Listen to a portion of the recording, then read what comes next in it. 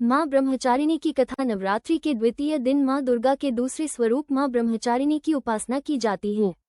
ब्रह्म का अर्थ है तप और चारिणी का अर्थ है आचरण करने वाली। अतः ब्रह्मचारिणी का अर्थ हुआ तपस्विनी देवी। वे तप, त्याग और भक्ति की देवी मानी जाती हैं।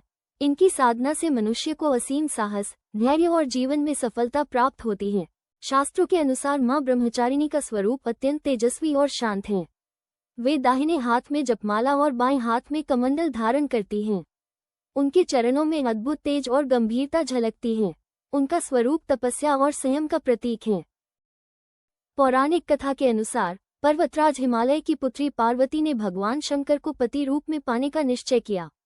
इसके लिए उन्होंने कठोर तपस्या का मार्ग अपनाया। हजारों वर्षों तक उन्होंने घोर तप किया।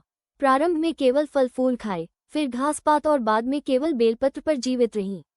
कहा जाता है कि मां ने सैकड़ों वर्षों तक निर्जल और निराहार रहकर भगवान शंकर की आराधना की। उनकी तपस्या इतनी कठिन थी कि देवता, ऋषि मुनि भी अचंभित हो उठे।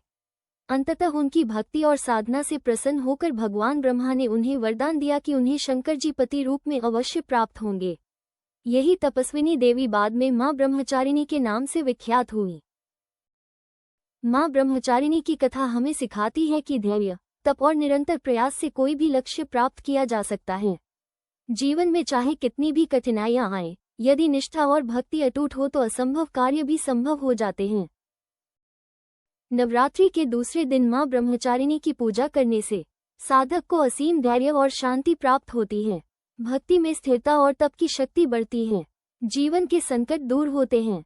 विद्या, संयम और आत्मबल में वृद्धि होती है। मां ब्रह्मचारिणी केवल देवी ही नहीं, बल्कि वे तप, संयम और निष्ठा का प्रतीक हैं। उनकी कथा हमें ये शिक्षा देती है कि जीवन में कठिनाइयों से घबराकर पीछे नहीं हटना चाहिए, बल्कि धैर्यपूर्वक प्रयास करते रहना चाहिए। तभी सफलता और परम आनंद की प्राप्ति होती है।